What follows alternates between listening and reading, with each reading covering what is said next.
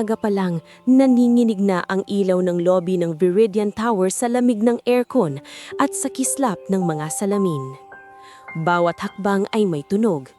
Tiktak ng takon ng mga empleyado, tapak ng sapatos ng guard, at mahinang ugong ng elevator na tila laging nagmamadali.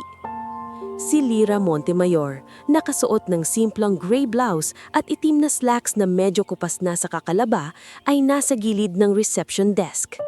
May sling bag siyang manipis at sa loob nito ay nakasalansan ang mga papel na kailangan niyang iakyat. Billing statements, delivery receipts at isang envelope na may pulang stamp na urgent. Lyra, good morning! Bati ni Gemma Lontok, ang receptionist na laging may lipstick na parang walang araw na tinatamad. Morning, Ma'am Gemma, sagot ni Lyra, pilit nakangiti kahit halatang puyat. May iaakyat lang akong paper sa accounting at sa procurement. Uy, ingat ha, kanina pang bad mood si Maureen. Bulong ni Gemma habang nilalagyan ng sticker ang visitor pass. Hindi na nagulat si Lyra. Si Maureen Salcedo, accounting supervisor, ay kilalang mahigpit at matalas ang dila, lalo na kapag buwanan na ang report at may pressure mula sa executive floor.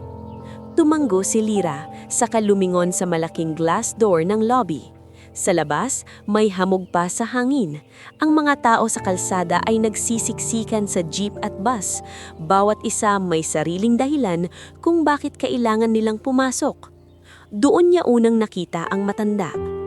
Nakatayo siya sa may pintuan, hindi pumapasok, parang nag-iisip kung tama ba ang gagawin niya. Payat, malalim ang guhit sa muka at may suot na lumang jacket na halatang hindi sapat sa lamig. Sa isang kamay, may hawak siyang sako. Hindi yung bagong sako ng bigas, kundi yung luma at parang ilang beses nang tinahi.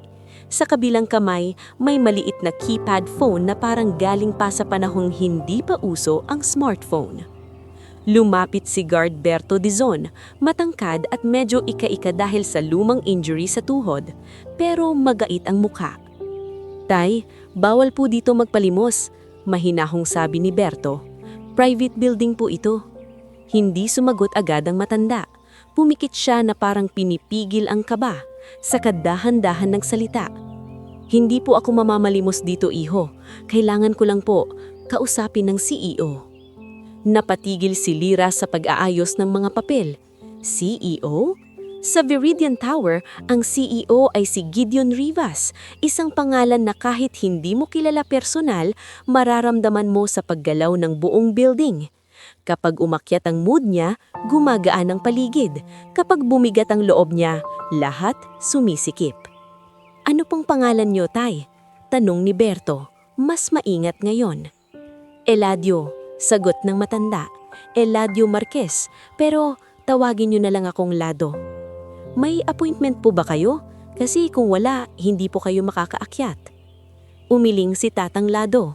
Wala akong appointment, wala rin akong email, wala akong kahit ano. Pero kailangan kong marinig niyang nagsasalita ako. Sa puntong iyon, lumabas mula sa elevator ang dalawang empleyado. Si Paulo Ventanilla, ang sales lead na laging nakatuck-in ng polo at parang laging may minamadali. At si Maureen Salcedo, naka-eyeglasses at may hawak na binder na parang armas. Pagkakita ni Paulo sa matangba, gumisi siya. Ay, may show na naman. Guard, pakilabas na nga yan. Ang aga-aga sira na agad vibe. Sinamaan siya ng tingin ni Berto. Sir, maayos po naman siyang nakikiusap. Maayos? Pulubi nga yan. Siningit ni Maureen, hindi man lang pakilalang tao. Baka magnakaw pa yan. Dito tayo sa corporate, hindi sa palengke. Nakita ni Lyra ang pag-igting lang pa nga ni Tatang Lado, pero hindi siya sumagot. Parang sanay na siyang lunukin ang pang-iinsulto. Ang mas nakakalamlamig ay hindi ang aircon, kundi ang paraan ng mga taong magsalita na parang hindi tao ang kaharap. Hindi napigilan ni Lyra ang sarili. Lumapit siya, dalang-dala niya ang kaba pero mas malakas ang konsensya. Ma'am, sir, hindi naman po siya nananakit.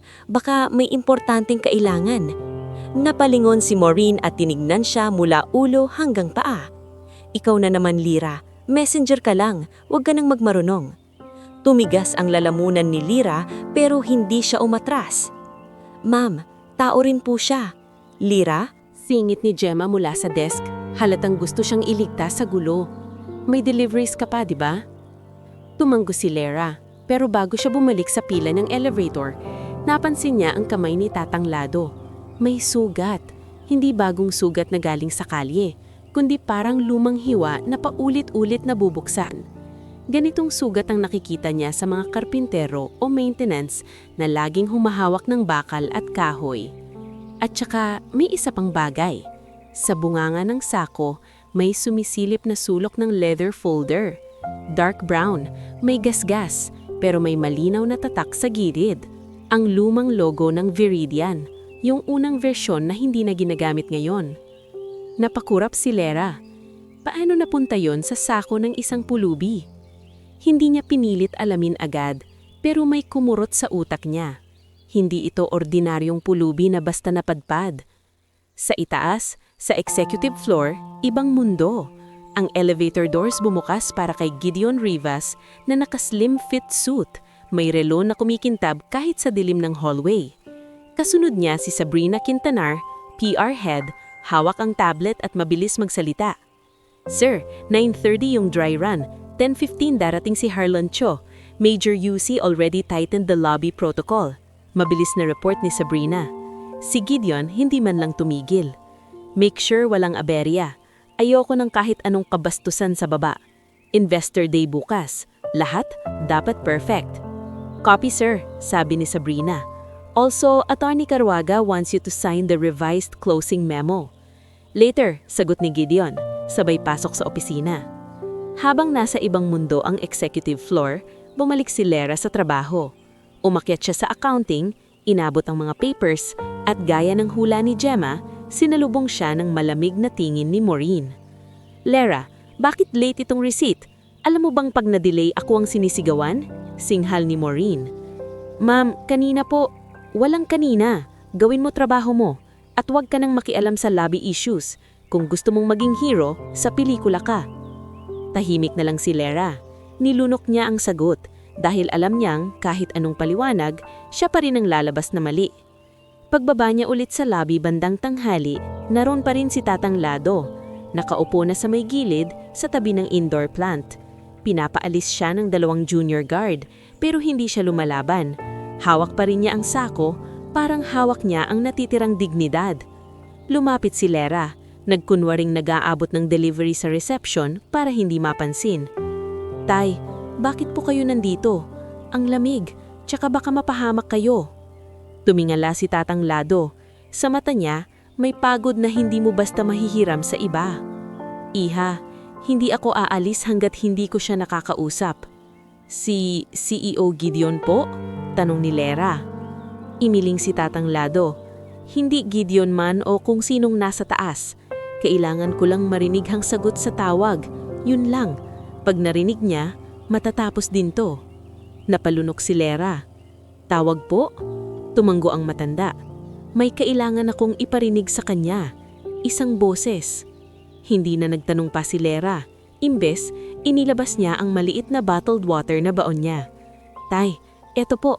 Inom muna kayo. May tinapay ako dito. Hindi masarap pero... Tinanggap ni Tatang Lado ang tubig nang may bahagyang nginig sa kamay. Salamat iha, hindi ko to makakalimutan. Sa gilid, narinig ni Lyra ang mga bulungan ni Pauno at ng isa pang staff, si Kay Morada, Junior IT, na may lanyard puno ng charms. Grabe, di ba? Baka modus yan, tapos mamaya may kasama na yan sa labas. Hindi sumagot si Kay, pero nakatingin siya kay Lyra na parang may gustong sabihin. Nang magkasalubong ang mata nila, bahagyang tumanggo si Kay, isang tahimik na senyales na parang may napapansin din ako. Bandang hapon, umalis si Tatang Lado sandali.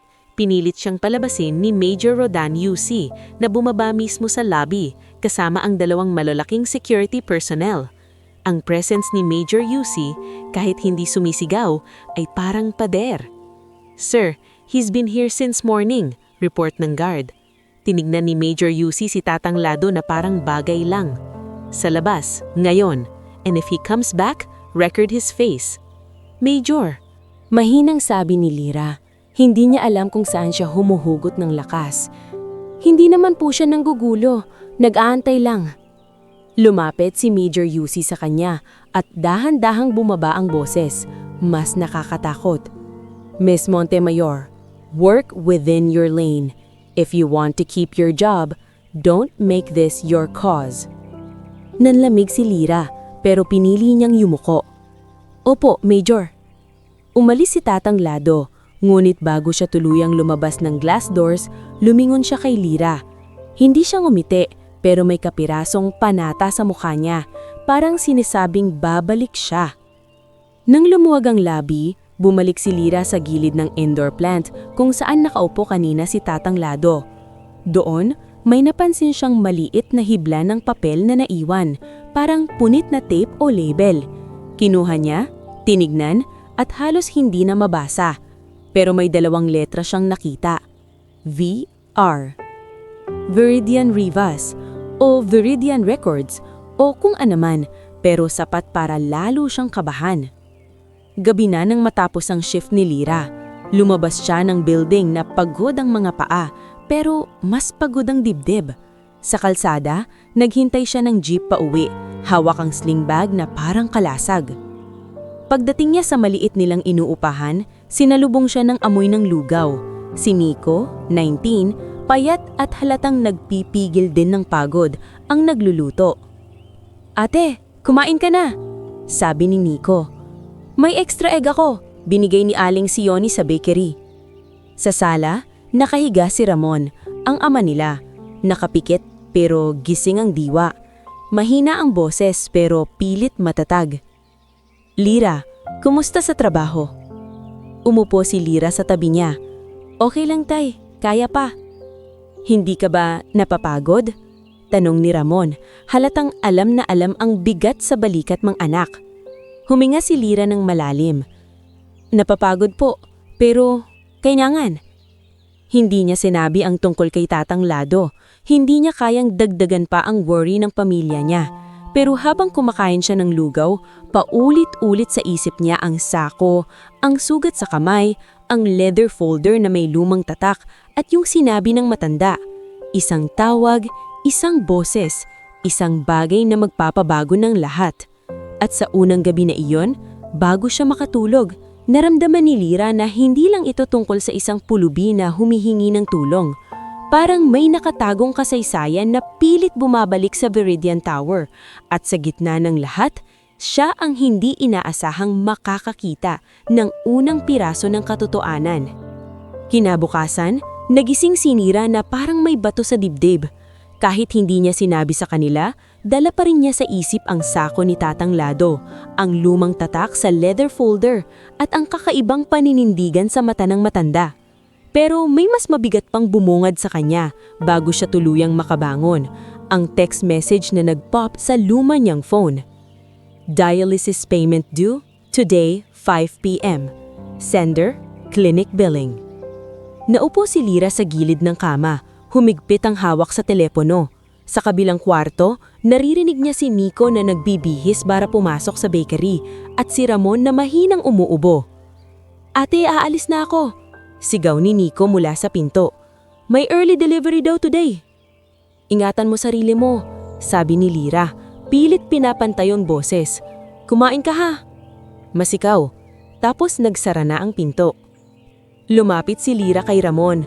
Nakahiga ang ama niya. Nakapikit ngulit gising ang diwa. Halatang panghihina pero pilit pa ring matigas ang tindig. "Lira," mahinang nitong tawag. "Huwag mong ipilit kung wala. Pwede naman akong..." "Wag tay," mabilis na putol ni Lira. Umupo siya sa tabi ng kama at hinawak niya ang kamay nito. "Hindi tayo susuko. May paraan." Hindi na sumagot si Ramon, pero ramdam ni Lira ang bigat ng katahimikan. Yung katahimikang alam mong pareho kayong nag-iisip ng halaga ng bawat araw. Pagdating niya sa Viridian Tower, mas maaga siya kaysa dati. May dala siyang envelope na may bills at sa loob ng sling bag niya may maliit na listahan ng mga pwedeng tawagan para mangutang. Hindi niya gusto, pero wala siyang choice. Sa lobby, Saktong bukas pa lang ang ilaw nang makita niya si Gemma sa reception, humihirop ng kape. "Lira, ang aga mo. Okay ka ba?" sabi ni Gemma. "Okay lang," sagot ni Lira, kahit halatang hindi. "May kailangan lang akong tapusin." Napansin niya rin si Guardberto, nakatayo sa pintuan, mas alerto kaysa kahapon, tila may utos na. "Berto," bulong ni Lira habang dumadaan. "Kumusta yung matanda kahapon?" Napabuntong hininga si Berto. "Si Tatang Lado? Binalaan kami ni Major UC. Kapag bumalik daw, report agad. Nag-iwan pa ng notes sa guard station. No loitering, no solicitation. Immediate removal." Napatigil si Lira. "Ang bilis naman." "Ganun dito," sagot ni Berto. Pilit nagpapatawa pero walang saya. "Isang reklamo lang sa taas, lahat tayo gumagalaw." Umakyat si Lira sa accounting para i-drop ang mga papers at gaya ng inaasahan, sinalubong siya ng tensyon. Naroon si Maureen, may hawak na calculator. Mabilis ang daliri at mas mabilis ang bibig. "Lira," tawag ni Maureen bago pa man siya makalapit. "Nasaan yung vendor confirmation ng project file? Yung lumang request. Hanapin mo." "Ma'am, alin po?" tanong ni Lira, maingat. "Basta yung sa lumang project. Yung..." Huminto si Maureen, saka tumingin sa paligid na parang may nakikinig. "Yung Northline file." Nang marinig ni Lira ang pangalan, may kumalabit sa kanya. Northline. Hindi na alam bakit, pero parang narinig na niya iyon sa building. Sa mga bulungan ng matatagal na staff, kapag late na at kaunti na lang ang tao. "Opo ma'am," sagot ni Lira, kahit hindi niya alam saan magsisimula. Paglabas niya, nakita niya si Paulo Ventanilla sa hallway, nakasandal sa pader at naka-earbuds. Pagkakita kay Lira, ngumisi ito. "Hoy, messenger, ikaw na naman utusan. Ingat ka, baka pag nabuksan mo yung lumang file, maalikabukan ka." "Sir Paulo," sagot ni Lira. Hindi niya alam kung joke ba o pananakot. "Tingin mo joke?" Ngumisi si Paulo, tapos lumapit ng konti. "May mga bagay dito sa Viridian na mas mabuting hindi mo hinahalungkat. Lalo na kung wala kang backup." Bago pa makasagot si Lira, dumaan si Kaye Morada, yung junior IT na kahapon pa niya napapangsing tahimik. May hawak itong laptop at tumbler. "Paulo, HR called you," sabi ni Kaye, diretso ang tingin. "Nandun sa 17th. Napakunot noo si Paulo. "Ha? Bakit?" "Ewan," sagot ni Kaye, tapos tumingin kay Lira saglit. Parang sinasabing, "Alis ka muna." Tahimik lang pero malinaw. Nang makalayo si Paulo, lumapit si Kaye sa kanya, mabilis at maingat. "Lira," bulong ni Kaye, "yung Northline, wag mo basta-basta buksan sa shared printer. Kung may hahanapin ka, gawin mo sa lumong archive room. Walang CCTV doon." Nanlaki ang mata ni Lira. "Bakit mo alam?" Nagkibit balikat si Kaye, pero halata ang kaba. "IT ako, nakakakita ako ng logs. May mga files na biglang nawawala, biglang nare-rename. Tapos may memo from PR na cleaning old records daw. Alam mo naman dito, pag cleaning, hindi laging alikabok." Hindi na nakapag-usap pa si Lira dahil dumating si Tessa Aragon, HR associate, na may hawak na clipboard at parang laging nagmamadali. "Lira," tawag ni Tessa, "pwede ka ba saglit?" Sumunod si Lira sa HR corner sa floor na iyon. Pagpasok pa lang, sumalubong na ang lamig ng aircon at lamig ng mukha ni Tessa. "May memo kasi," sabi, binabaan ng boses. "About dun sa incident kahapon, yung matanda sa lobby." Napatigil si Lira. "Ako po ba may kasalanan?" "Huwag ka munang magpanik," sabi ni Tessa, pero halata ang seryoso. "May directive galing sa executive floor. Strict policy daw. Bawal ang assisting unauthorized individuals. Lira, alam ko mabait ka, pero pinapaalaalanan kita ha. Kapag nakarecord na ikaw yung lumalapit, pwede nila kang i-flag. Pero tubig lang po yun. Depensa ni Lira, nanginginig ang boses. Tubig ngayon. Bukas, sasabihin nila breach of protocol. Lira, please, ingatan mo sarili mo. Lumabas si Lira na mas mabigat ang pakiramdam. Hindi pa lang sa bahay siya may pader, pati sa trabaho. Pader na gawa ng memo, sa posisyon, sa takot mawala ng sweldo. Bandang tanghali, bumaba si Lira sa lobby para i-check ang courier deliveries. At doon, nakita niya na tama si Berto. Bumalik si Tatang Lado, pero hindi tulad kahapon na umaga, ngayon ay tanghaliing tapat at nasa gilid ng sidewalk, halos hindi na pinapapasok. Berto, tawag ni Major Yusi sa kabilang dulo, hindi pa man lumalapit. Handle it. Nagkatinginan si Berto at Lira. Halata kay Berto ang hirap. Gusto niyang maging tao, pero kailangan niyang sumunod. Lumapit si Berto kay Tatang Lado. Tay, pinapaalis po kayo. Pasensya na. Tumanggo si Tatang Lado, parang sanay na sa utos. Alam ko, iho, hindi ko kayo sinisisi. Pero babalik ako. Kailangan kong abutan ang tamang oras. Tay, mahinang bulong ni Lira. Lumapit siya ng kaunti pero hindi masyadong halata. Bakit ko iba-iba oras nyo? Tumingin sa kanya si Tatang Lado. Tapos dahan-dahang inilabas ang keypad phone. May oras kasi na mas malambot ang puso ng tao. May oras na mas nagmamadali sila, mas nagsisinungaling. Parang may doble ang ibig sabihin. Napakagat labi si Lira. May hinahanap po kayo? Hindi bagay, sagot ni Tatang Lado. Boses. Bago pa makapagtanong si Lira, lumapit si Major Yusi, kasama ang dalawang security. Malamig ang muka, parang walang pakialam kung gutom o pagod ang kaharap. Sir, sabi ni Major Yusi kay Tatang Lado, last warning, if you return, we'll file a complaint. Move.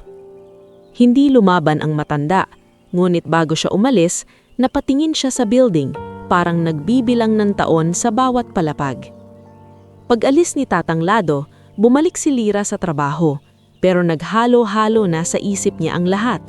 Ang memo, ang Northline file, ang cleaning old records, at ang matanda na may hawak na lumang folder. Habang papalapit ang hapon, mas lalo siyang kinakabahan sa oras. 3:00 pa lang, tumunog na naman ang phone niya. Hindi mula sa clinic, kundi mula sa isang pangalan na kinakatakutan niya. Kuya Dindo Reyes. Hindi niya sinagot agad. Hinayaan niyang mag-ring, pero tumigil ito at sumunod na ang text. Lira, ngayon na to, 5:00. Huwag mo akong paikutin. Sumikip ang dibdib niya. Naaalala niya ang mukha ni Nico kahapon at ang pag-ubo ni Ramon. Naaalala niya ang luha na hindi niya pinapakita. Pag-out niya, dumiretso siya sa maliit na kanto malapit sa inuupahan nila. Nandun si Kuya Dindo, nakasando kahit malamig, may motor sa tabi at may dalamang tambay na kasama na tahimik lang pero halatang naninimbang. Oh, sabi ni Kuya Dindo, nangunguya no toothpick. Ayan ka na, akala ko magtatago ka. Kuya, humihingi lang po ako ng konting... Simula ni Lira. Walang konti-konti, tumawa ng mababa si Kuya Dindo. Nagpahiram ako, hindi ako charity. Nasang pera? Linabas ni Lira ang maliit na envelope. Hindi sapat, pero iyon lang ang kaya niya. Ito po muna, susunod po yung... Tinapik ni Kuya Dindo ang envelope, saka binuksan. Pagkakita niyang kulang, biglang nagbago ang mukha. Eto na yun, singhal niya. Lira, wag mo akong gagaguhin. Kuya, may clinic pa kasi. Nanginginig si Lira. Dialysis ng tatay ko. Lalong tumalim ang tingin ni Kuya Dindo. Ah, kaya pala. Ganyan kayo eh. Gagamitin yung sakit para maawa ako. Sa likod, narinig ni Lira ang pinto ng bahay nila. Si Nico, nakatayo roon, hawak ang plastik ng pandesal, naninigas sa takot. Ate, mahinang tawag ni Nico. Pasukan Nico, babilis na utos ni Lira, pilit pinapakalma ang boses. Pasok ka muna. Pero lumapit si Kuya Dindo ng isang hakbang, mas milapit na. Makinig ka, Lira. Ayoko ng eksena. Pero kung hindi mo mabuo to sa loob ng isang linggo, may kapalit. Anong kapalit? Halos pabulong na tanong ni Lira, nanginginig. Ngumiti si Kuya Dindo. May mga taong naghahanap ng trabaho. Baka gusto mong ikaw na lang magtrabaho sa kanila. Night shift. Madali lang. Konting lakad-lakad. Napasandal si Lira sa pader. Nasusuka sa takot at galit. Hindi po ako ganon. E di magbayad ka. Sagot ni Kuya Dindo, sabay turo sa envelope. 1 week. Huwag mo akong piliting maging masama. Umalis si Kuya Dindo at ang mga kasama niya. Iniwan si Lira na parang hinihila pababa ng lupa. Pagpasok niya sa bahay, nakita niya si Ramon na nakaupo na. Halatang narinig ang bahagi ng usapan. Lira, mahinang tawag nito, puno ng guilt. Tay, hindi niyo kasalanan to. Lumuhod si Lira sa harap ng ama niya, pinipigilan ang luha. Tay, hindi niyo kasalanan to. Pero sa loob-loob niya, may isang pangakong bumubuo, hindi lang para sa pamilya niya, kundi para sa sarili niyang hindi na kayang laging yuyuko. At habang sinusubukan niyang huminga ng maayos, bumalik sa isip niya ang Viridian Tower, ang lumang folder sa sako, ang Northline file na parang tinatabunan, at ang matandang paulit-ulit bumabalik sa iba't ibang oras para sa isang boses. Sa gitna ng utang at takot, may pakiramdam si Lira na may isang pagkakataon. Isang pagkakataong hindi niya pa nakikita ng buo, na pwedeng magbukas ng pinto. Hindi niya alam kung kailan, hindi niya alam kung paano, pero alam niya, malapit na ang araw na hindi na lang siyang messenger na sunod-sunuran. At sa araw na iyon, ang pader ng kapangyarihan at pader ng utang parehong sisilip sa liwanag. Hindi agad nakatulog si Lira noong gabing iyon. Kahit nakapikit na siya sa manipis na kutsyon, bumabalik pa rin sa tenga niya ang boses ni Kuya Dindo, yung tono ng taong sanay manakot nang hindi kailangang sumigaw. Sa kabilang kwarto, naririnig niya ang mahinang pandubo ni Ramon, at sa sala, ang pagkaluskos ni Nico na tila nag-aayos ng gamit para bukas. Ang oras, parang mas mabigat kaysa dati. Kinabukasan, pagpasok ni Lira sa Viridian Tower, may ibang lamig sa hangin. Hindi lang yung aircon, kundi yung pakiramdam na parang may matang nakatutok na sa bawat kilos niya. Naalala niyang sinabi ni Tessa, pwede ka nilang i-flag. Naalala niya ang memo na may utos ni Major UC, at higit sa lahat, naalala niya ang 1 linggong ultimatum ni Kuya Dindo. Lumapit siya sa guard station. Naroon si Berton naglalagay ng logbook entries, pero halata ang pagod. Berto, hinahang tawag ni Lira. May update ba? Kay Tatang Lado? Napatingin si Berto sa paligid, saka bumaba ang boses. Dumating siya kaninang madaling araw, Lira, bago pa magbukas ang lobby. Tinignan lang daw niya yung building tapos umalis. Parang nag-aantay ng tamang pagkakataon. Hindi niyo pinapaalis? Tanong ni Lira. Hindi pa siya pumasok, sagot ni Berto. Pero may order si Major. Kapag tumawid siya sa loob, we escort him out. Lira, kung may plano ka, ingat. Hindi na nakasagot si Lira. May plano ba siya? Sa totoo lang, wala pa. Ang meron lang siya ay paghihinala na may koneksyon si Tatang Lado sa lumang baho ng Viridian.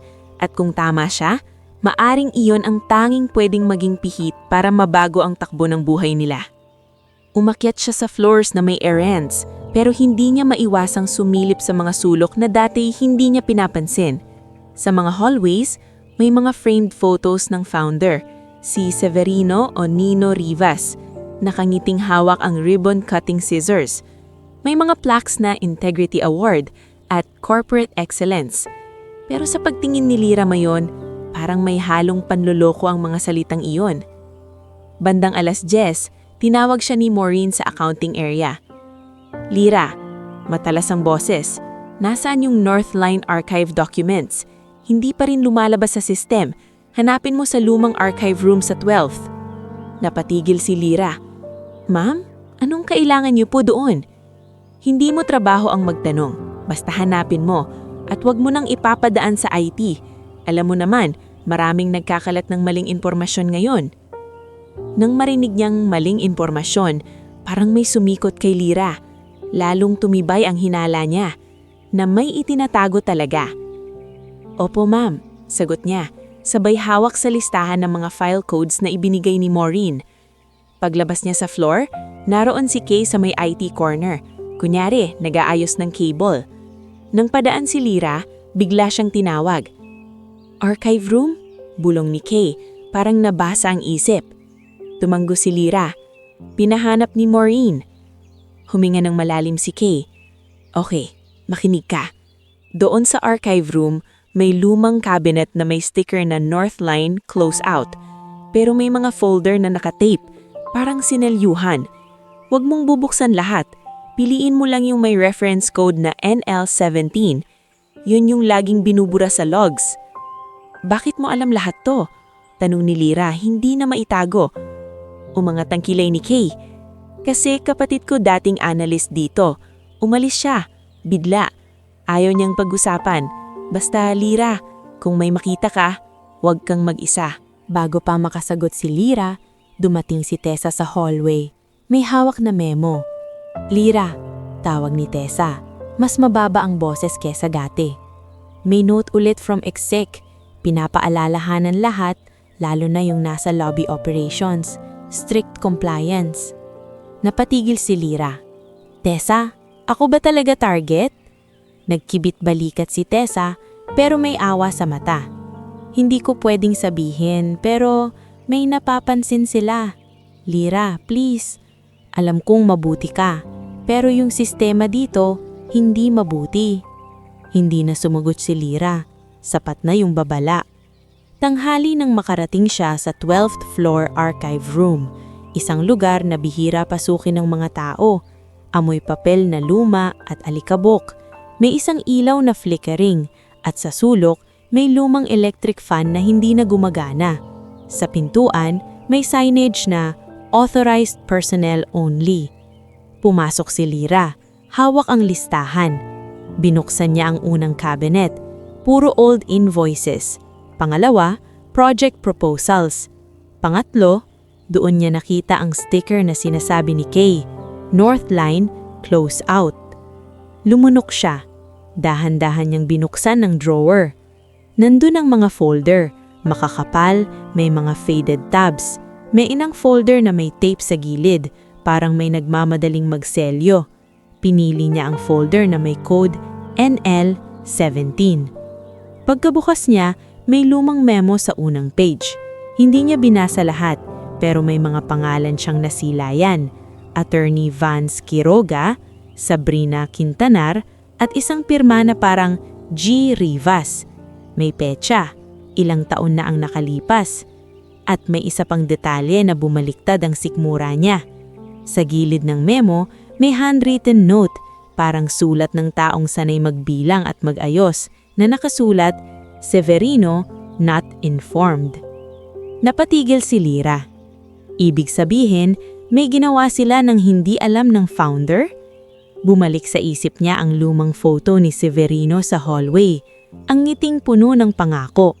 At bumalik rin ang mga salitang narinig niya kay Tatang Lado. Kailangan kong marinig ng CEO ang tawag, isang boses. Biglang may kumalabog sa labas ng archive room, parang may dumaan. Mabilis na isinara ni Lira ang folder at itiniklop ang memo sa loob, pero hindi niya ibinalik agad.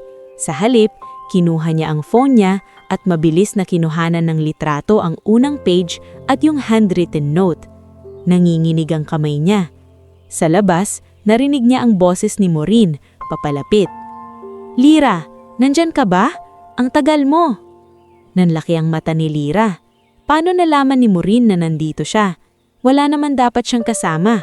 Mabilis niyang isiniksik ang folder pabalik sa drawer. Saka inayos ang ibang files na parang naghahalungkat lang siya. Pagbukas ng pinto, sumilip si Maureen, nakataas ang kilay. Ano, nahanap mo ba?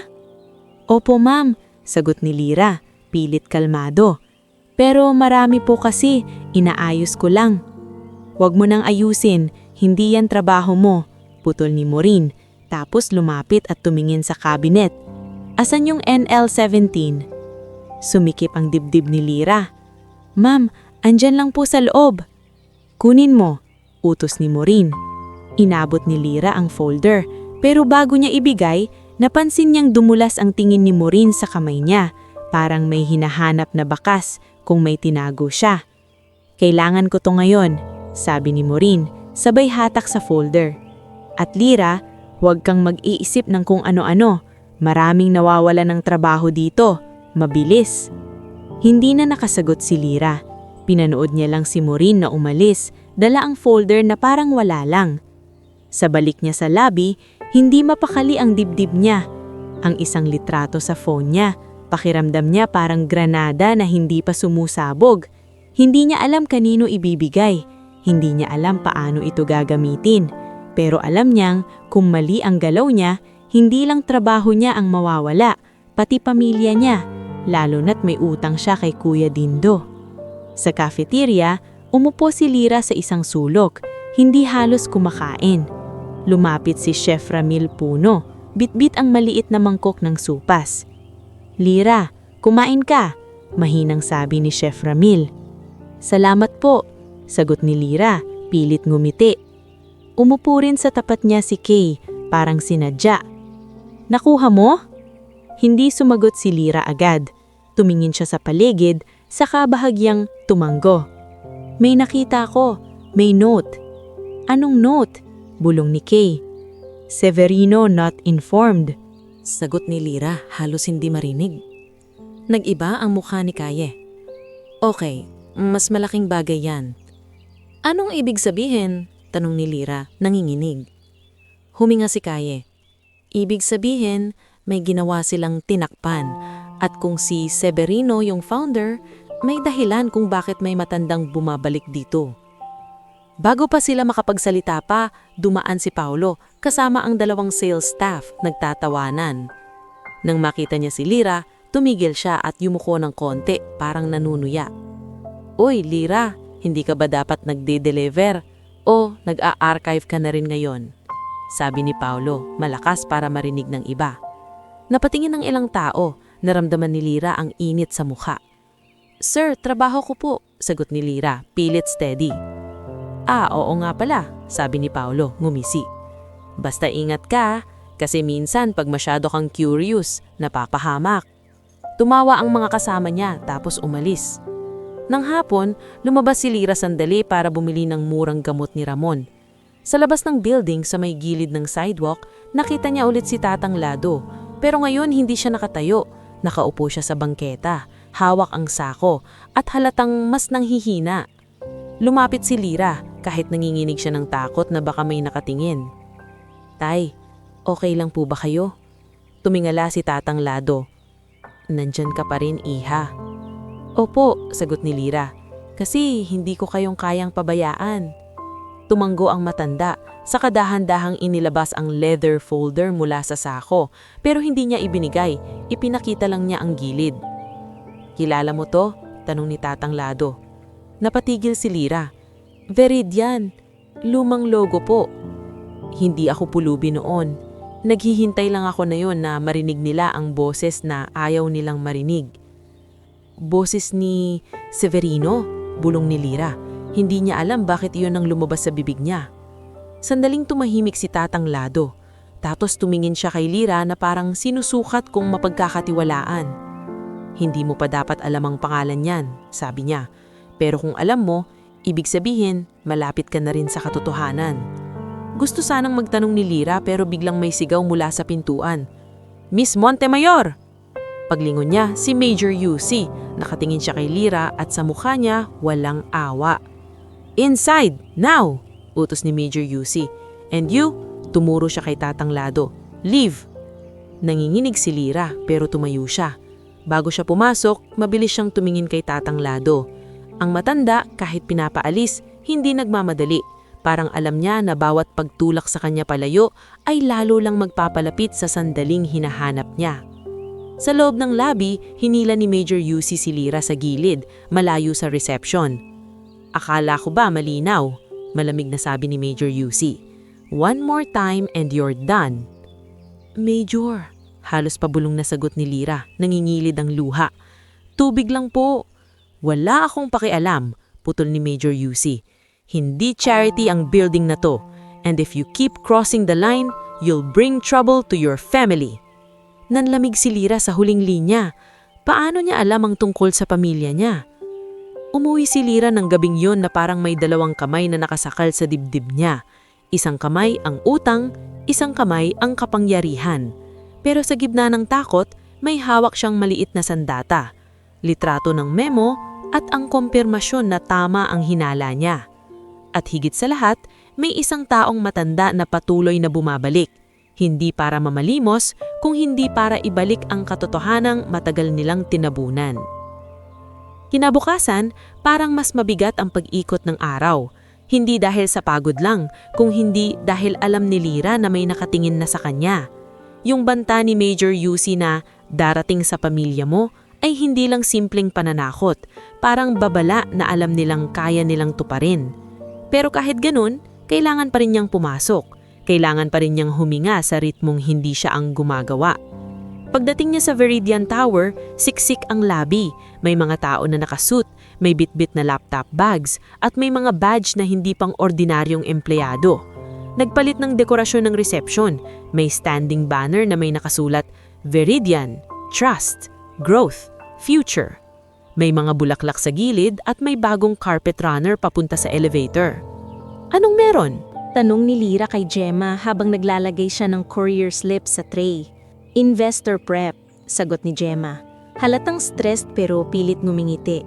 "May dry run today, bukas yung actual, kaya lahat dito bawal lang kahit anong aberya. Major Yusi's in war mode." Sa gilid, nakita ni Lira si Major Yusi na tila general sa gitna ng kampo. May earpiece siya, hawak ang radio at panayang utos sa guards. Nandun din si Sabrina Quintanar, naka-blazer, hawak ang tablet, kumikilos na parang direktor sa set. "Berto, line up the security by the turnstiles," utos ni Major Yusi. "No unauthorized entry." "Gemma, all visitor passes must be verified twice," singit ni Sabrina. "If anyone asks for the CEO, redirect them to corporate communications." Narinig ni Lira ang sariling paglunok. If anyone asks for the CEO, parang sinadya para sa isang tao, si Tatang Lado. Umakyat si Lira sa ilang floors para maghatid ng documents, pero kahit saan, ramdam ang tensyon. Sa 17th floor, narinig niyang kinakausap ni Paolo ang dalawang sales staff, sina Rina Castaño at Leo Barrios, habang nag-ayos ng presentation materials. "Pare, pag pumalpak to, may ulo talagang lulutang," sabi ni Paolo. Sabay tawa na parang joke pero may laman. "At alam nyo naman kung sino unang tatamaan, yung mga maliliit." Hindi pinansin ni Lira pero kumirot sa loob niya. Mga maliliit. Parang hindi tao, parang gamit. Pagbaba niya ulit sa lobby bandang tanghali, dumaan si Tessa. Mabilis ang hakbang, hawak ang listahan. "Lira," tawag ni Tessa, piniilan siya sa gilid. "May incident report ka ba? Yung last time? About Tatang Lado?" Napatigil si Lira. "Bakit po?" "Pinapakuha kasi ni Major," sagot ni Tessa, mas mababa ang boses. "Lira, please, kung may hawak kang kung ano, pictures, notes, ingatan mo, kasi may clean sweep sila ngayon. Lahat ng pwedeng maging issue tinatanggal." Nanlamig ang kamay ni Lira sa phone niya. Nandun pa rin ang litrato ng memo, "Severino not informed." Mabilis niyang pinindot at nilagay sa hidden folder, tapos in-off ang notifications. Para siyang batang may tinatagong apoy sa bulsa. "Wala po akong report," sagot niya kay Tessa, maingat. "Yung guard station po siguro." Tumanggo si Tessa, halata ang pag-aalala. "Okay, basta ingat." Bumalik si Lyra sa reception area para tumulong kay Gemma mag-arrange ng courier pickups. Sa sulok, nandun si Chef Ramil Puno, nag-aabot ng snack tray sa event coordinator na si Mila Santillan, habang si Kay Murada ay nakatayo sa gilid, kunyari nag-check ng wifi router. Nang magkasulubong ang mata ni Lyra at Kay, bahagyang umangat ang baba ni Kay, isang senyas na parang may mangyayari. Hindi pa niya alam kung ano. Bandang 2:00, dumating isang SUV sa drop-off area. Bumaba ang isang lalaki na may puting buhok at matalimang mata, si Celso Valmoria, local banker na madalas banggitin ng mga executive. Kasunod nito ang ilang staff na nakakredential. Welcome to Viridian, sabay-sabay na bati ng reception at security. At doon, sa gitna ng pagyuko at pag-smile, biglang may pamilyar na anyong sumulpot sa may glass doors. Si Tatang Lado. Hindi siya tumakbo, hindi siya sumigaw. Pumasok siyang diretso, hawak ang sako sa kaliwang kamay at ang keypad phone sa kanan. Para siyang taong may misyon na hindi na kayang ipagpaliban. Sir, bawal! Simula ng isang junior guard, pero hindi pa tapos ang salita. Dumating si Major UC na parang kidlat. Out! Utos ni Major UC, sabay harang sa harap ng matanda. Now! Hindi umatras si Tatang Lado. Major o kung sino ka man, hindi ako makikipag-away. Kailangan niyo lang marinig ng CEO ang tawag. Walang CEO dito para sa'yo. You're trespassing. Narinig ni Lyra ang kaba sa sarili niyang paghinga. Lumapit siyang konti pero pinigilan niya ang sarili. Alam niyang may mata na sa kanya. Sa kabilang dulo ng lobby, bumukas ang executive elevator. Lumabas si Gideon Rivas kasama si Sabrina at Attorney Quiroga. Malinis ang suit ni Gideon pero halata sa mata ang iritasyon. Sa likod nila, may dalawang assistant, sina Nora Uy at Felix Manansala, hawak ang folders at schedule. Sir Gideon, sabi ni Sabrina, mabilis na bulong, may situation sa lobby. Tumingin si Gideon at nakita si Tatang Lado. Sa isang iglap, tumigas ang mukha niya, hindi dahil natakot, kundi dahil napikon. Lalo na't naroon si Celso Valmoria at ilang VIP visitors na nakatingin. Seriously? Sabi ni Gideon, malakas ang boses, sapat para marinig ng buong lobby. This is what we're doing today? Lumapit siya, hindi nagmamadali, pero bawat hakbang ay may yabang na parang sa kanyang hangin. Si Major UC umatras ng kalahati, giving way, pero nandun pa rin ang posture na parang handang manakit. Si Tatang Lado tumingala kay Gideon. Ikaw ba ang CEO? Ako, sagot ni Gideon, nakangiting may panga. At ikaw, sino ka?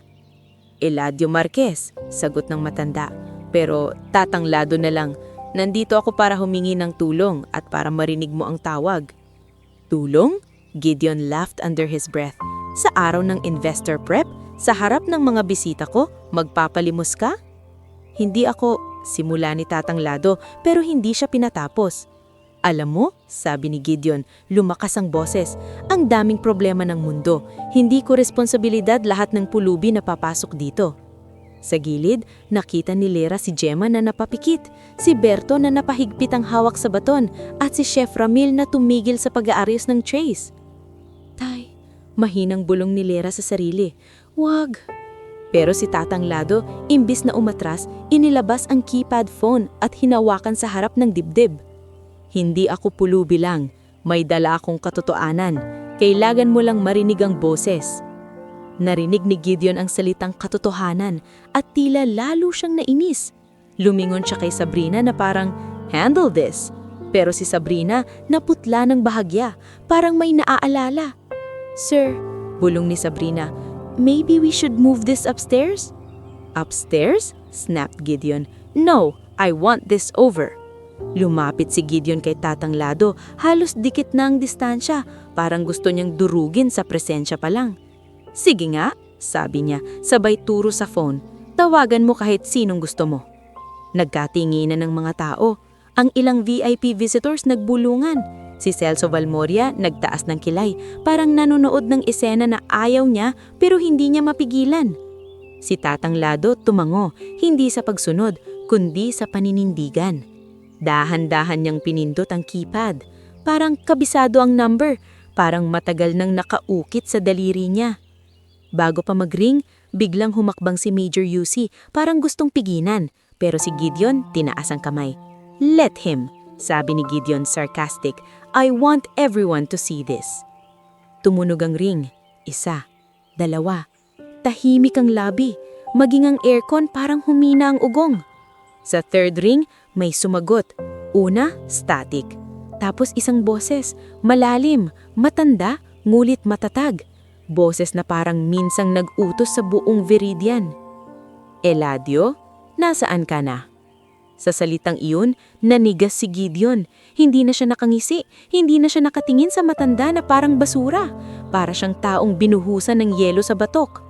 Sa gilid, si Sabrina nahawakan sa tablet, halos mahulog. Si Attorney Quiroga, biglang nagbago ang kulay ng muka, parang nawala ng dugo. Si Major Yusi napatingin sa paligid na parang may emergency protocol na biglang pumasok sa utak niya. "Imposible," bulong ni Gideon, halos hindi marinig pero nakita ni Lyra ang paggalaw ng labi niya. Si Tatang Lado nakatingin lang kay Gideon, parang sinasabing, "Ito na, narinig mo na." Sa speaker, muling sumalita ang boses, mas malinaw na ngayon, mas may bigat. "I told you, kapag oras na, iparinig mo sa kanila." Humigpit ang panga ni Gideon, ang mga mata niya naghanap ng sagot sa paligid, sa mga taong hindi niya kayang utusan ngayon. Parang biglang may multong bumalik sa loob ng labi. At sa unang pagkakataon, nakita ni Lyra ang CEO na mukhang tao, hindi dahil naawa, kundi dahil natakot. Sa likod ng crowd, si Kane nakatitig, halos hindi humihinga. Si Berto napapikit at napailing, parang nakilala rin ang boses sa mga lumang kwento ng guards. Si Gemma nakatakip ang bibig. Si Celso Valmoria, bangkero, biglang tumuwid ang postura at nagtanong hindi kay Gideon kundi sa hangin mismo. "That voice, is that..." Hindi nakasagot si Gideon. Hindi siya makagalaw. Hindi niya alam kung paano babawiin ang yabang na sinabi niya ilang segundo lang ang nakalipas. At si Tatang Lado, sa gitna ng katahimikan, nagsalita ulit. Hindi sa telepono, kundi kay Gideon. Mahinaon pero matalim. "Ngayon," sabi niya, "makikinig ka na." Sa sandaling iyon, nag-iba ang timpla ng Viridian Tower. Ang lobby, madati kontrolado ng memo at posisyon, biglang naging entablado ng katotohanang matagal nilang tinakpan. At si Lyra, nakatayo sa gilid, alam niyang simula pa lang ito ng pagguho. Ang mga segundo matapos sabihin ni Tatang Lado ang, "Ngayon, makikinig ka na," ay parang humaba ng sobra. Parang may humawak sa oras at hindi muna pinagalaw. Nakatayo si Gideon Rivas sa gitna ng lobby. Naninigas ang balikat habang sa speaker ng lumang keypad phone ay may boses na muling humihinga, parang pinipigilan ng emosyon. "Eladio," ulit ng boses, mas mahinahon gayon. "Huwag kang matakot. Nandyan na ba siya?" Hindi agad sumagot si Tatang Lado. Tumingin siya kay Gideon. Parang gusto niyang pakinggan muna ang sagot mula sa CEO, yung sagot na hindi kayang itago ng suit at posisyon. Si Gideon, pilit bumalik sa pagiging in control. Tumihikim siya at lumingon kay Sabrina, parang inaasahang aayusin nito ang lahat gaya ng dati. "Sabrina," mahinang sabi niya, pero halatang nagmamadali ang utak. "Turn that off, now." Namutla si Sabrina Quintanar. "Sir, ay..." Hindi niya natapos. Sa mata niya, may takot na mas matanda pa sa kanya. Takot sa pangalan na dapat hindi na bumabalik. Sa gilid, umusog si Attorney Vance Quiroga, mabilis na parang gustong lumayo sa speaker, pero hindi niya mapigilan ang pagkapit sa briefcase niya. Si Major Yusi, nakatayo sa bahagyang likod, ready ang radio, pero halatang hindi niya na alam kung anong protocol ang uunahin kapag ang mismong multo ng kumpanya ang nagsalita. Si Celso Valmoria, yung banker, naglakad ng bahagyang palapit kay Gemma. Hindi siya sumasali sa esena pero hindi rin siya umaalis. "Gideon," sabi niya, mababa ang boses, "you want this handled privately." Hindi nakasagot si Gideon. Ang mga mata niya nagbabalik-balik sa phone kay Tatang Lado at sa mga VIP visitors na nakatingin. Sa Viridian, ang reputasyon ay parang salamin. Isang bitak lang, mahirap nang idikit. Si Lyra, nakatayo sa gilid, halos hindi humihinga. Pakiramdam niya kahit hindi siya sentro, nasa gitna pa rin siya dahil alam niyang siya yung taong unang nag-abot ng tubig, unang tumingin sa lumang folder, unang narinig ng babala.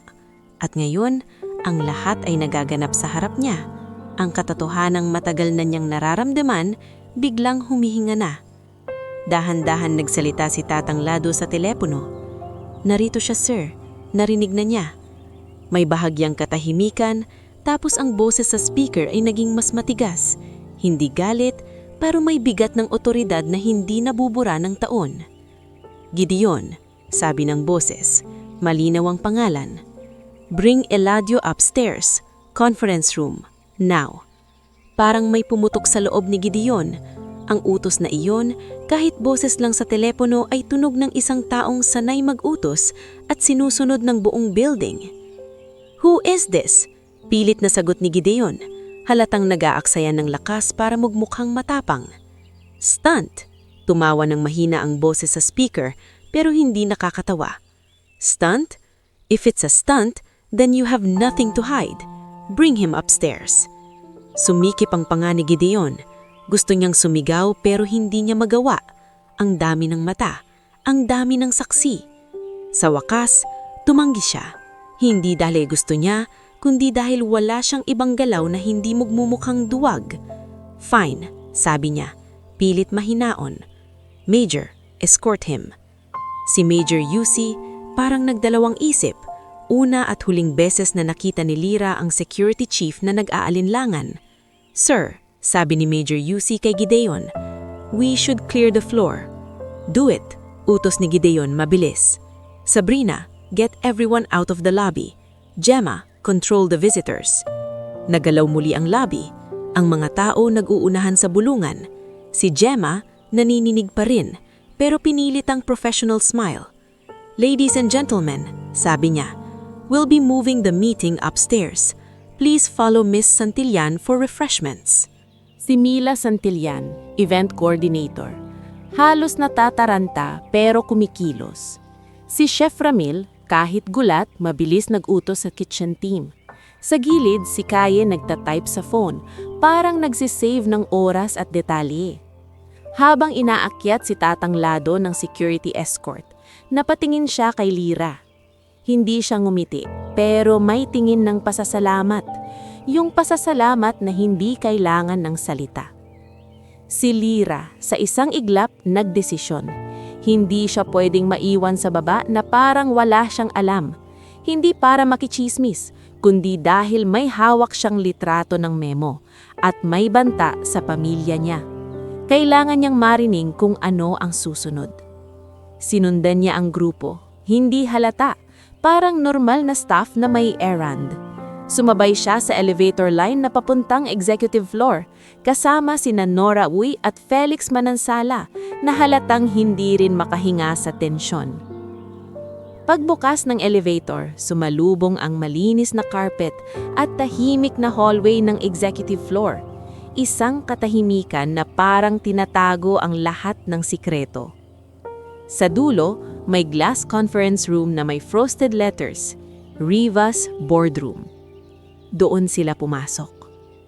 Sa loob, pinaupo si Tatang Lado sa isang upuan na parang hindi bagay sa kanya. Mamahalin, malapad, malamig. Si Gideon umupo sa tapat, nakasandal pero halatang hindi komportable. Si Sabrina at Attorney Quiroga nasa gilid. Si Major Yusi malapit sa pinto, nakahanda. Si Celso Valmoria at dalawang investors, sina Harlan Cho at Miss Priya Nand, pinayagang pumasok bilang stakeholders. Lyra, nakatayo lang sa gilid malapit sa pantry door, kunwari naghihintay ng utos, pero nakikinig. Nasa gitna ng mesa ang keypad phone, naka-speaker pa rin. Eladio, sabi ng boses, open the folder. Doon, dahan-dahang inilabas ni Tatang Lado ang lumang leather folder mula sa sako. Inilapag niya ito sa mesa na parang banal na bagay. Binuksan niya at lumabas ang mga papel. Hindi lang basta lumang resibo, kundi mga kontrata, memo at printed emails. Sir Gideon, mahinang sabi ni Sabrina, "This is highly irregular." "Shut up," putol ni Gideon. Unang beses na narinig ni Lyra ang boses niyang basag sa kaba. Sa unang document, may heading, North Line Project, Close Out. Sa gilid may pirma at initials. Sa isang page may nakasulat, Severino not informed. Napaigting ang dibdib ni Lyra. Yun niyang litrato sa phone niya. Totoo. Si Attorney Quiroga biglang tumayo. "These documents are stolen property," mabilis niyang sabi. "We can press charges." Tahimik ang boses sa speaker, pero kapag nagsalita, parang pinapatay ang ingay. "Vance," sabi ng boses, "sit down, or I will play the recording." Nanlamig si Quiroga. Dahan-dahan siyang umupo, parang may bigat sa tuhod. "Recording?" Napabulong si Gideon, hindi na maitago ang takot. "Yes," sabi ng boses. "I have copies, I have the audit trail, and I have names." Hindi na napigilan ni Gideon ang pagsabog. "If you're alive, why are you doing this to me? Why now?" Sandaling tumahimik ang speaker. Tapos sumagot ang boses na mas personal, mas masakit. "Because you forgot what this company was built for, and because you used my name like a shield while you hurt people." Nanigas si Gideon. Si Sabrina nanginginig ang hamay sa tableta. Si Major Yusi hindi makatingin sa muta ng kahit sino. Si Tatang Lado sa wakas nagsalita rin, hindi sa telepono, kundi sa mga taong nasa mesa. "Hindi ako bumalik para mamalimos," sabi niya, mabagal pero malinaw. "Bumalik ako kasi may mga dating trabahador na pinangakuan ng medical support. May mga pondo na biglang nawala. May mga taong tinanggal para manahimik." Tumayo si Celso Valmoria, nagsalita ng mahinahon pero talim. "Gideon, if this is true, the board will have to act." "Board?" Gideon laughed without humor. "There is no board without me." Doon nagsalita ulit ang boses sa speaker, mas malamig, mas formal. "There is, and they will meet tonight." Parang may kumalabog sa dibdib ni Gideon. "You can't." "I can, because I am still the controlling party of the trust. You were managing, you were never the owner." Tahimik na bumagsak ang salita sa mesa. Ang mga mata ni na Harlan Cho at Priya Nand nagkatinginan. Si Sabrina napasandal, parang nawalan ng hangin. Si Quiroga nagtaas ng kamay na parang gustong magsalita pero hindi na niya tinuloy. Si Lyra halos hindi makapaniwala. Ibig sabihin, si Gideon, kahit CEO, hindi pala ang tunay na may hawak ng kapangyarihan. Kaya pala nanigas siya sa boses. Kaya pala takot ang PR at legal. Kaya pala may cleaning ng records. Hindi pa tapos. "Eladio," sabi ng boses. "Tell them the other part." Huminga ng malalim si Tatang Lado. "Noong nakaraan," sabi niya, "nangyari ang aksidenteng muntik pumatay kay Sir Severino. Hindi siya namatay, pero may mga taong gustong paniwalaing patay siya para sila ang kumilos sa likod. Ako ang natira sa tabi niya noon. Ako ang nagbantay. Ako ang pinagkatiwalaan." Sumingit si Gideon, desperado. "That's a lie! You're a vagrant!" Tumayo si Tatang Lado. Biglang tumuwid ang likod na parang hindi matanda. "Ako ang nag-drive sa kanya sa unang factory," sabi niya. "Ako ang nagbuhat ng unang kahon. Ako ang naglinis ng dugo niya nang masugatan siya sa makina. At ikaw," tumuro siya kay Gideon, nanginginig ang daliri hindi sa takot kundi sa galit na matagal kinimkim. "Ikaw, ginawa mo akong basura sa lobby." Nanlaki ang mata ni Gideon pero wala siyang masagot. Sa speaker, nagsalita ulit ang boses. Mas mahinahon ngayon, parang may awa pero hindi lumalambot. "Here is what will happen," sabi nito. Effective immediately, internal audit. Sabrina Quintanar and Vance Quiroga, suspended pending investigation. Roldan Yusi, relieved of duty. Gideon, stepped down as CEO. You will cooperate or I will go public. Parang bumagsak ang mundo ni Gideon. Napatayo siya, nanginginig. You can't do this! I already did, sagot ng boses. Sa mga sumunod na oras, parang domino ang pagbagsak. Dinala si Quiroga palabas ng security. Hindi siya sinasaktan pero halatang kontrolado na siya. Si Sabrina, umiiyak ng tahimik habang tumatawag sa phone niya pero walang sumasagot.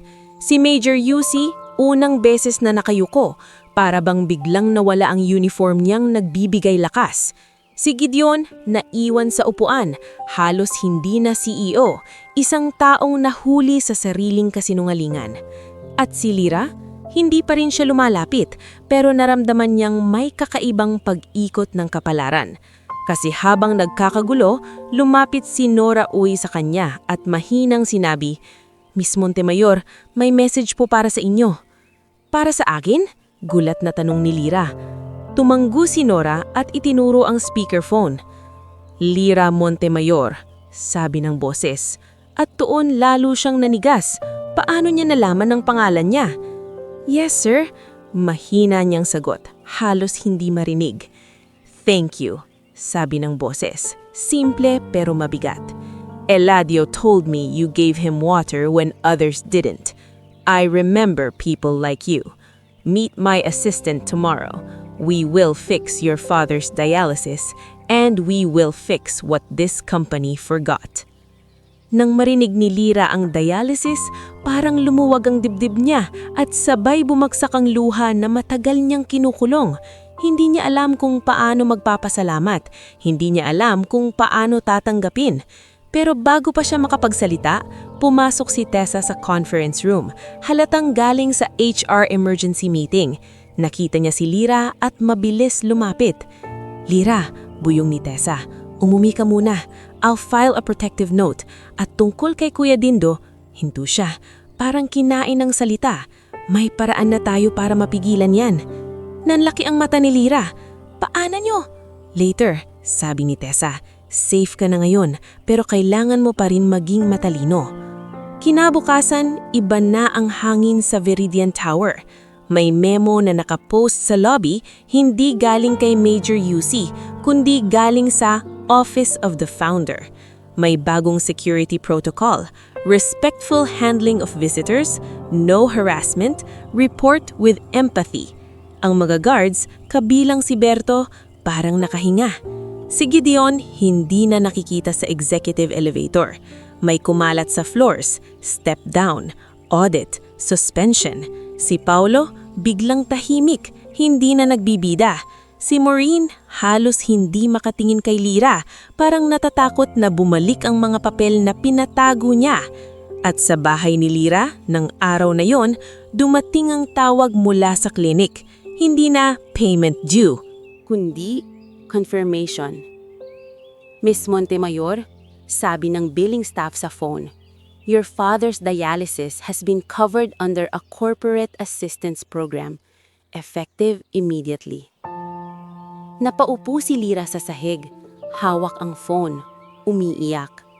Si Ramon, nang marinig, napahawak sa dibdib at napapikit. Hindi sa sakit, kundi sa bigat ng ginhawang matagal nilang hindi naramdaman. Nang gabing iyon, dumatong si Nico galing bakery. Hawak ang tinapay, nagtataka. Ate, totoo ba? Tumanggo si Lyra, hindi makapagsalita agad. Oo, totoo. Sa labas, sa kanto, may motor na dumaan, si Kuya Dindo. Pero nang araw na iyon, hindi siya lumapit. Parang may balitang nauna na sa kanya. Parang may pader nang nakaharang sa pananakot niya. At sa Viridian Tower, sa gilid ng lobby, si Tatang Lado, hindi napulubi sa mata ng iilan, ay nakaupo sa isang upuang inihanda ni Chef Ramil. May mainit na sopa sa kamay. Dumaan si Lyra at tumigil.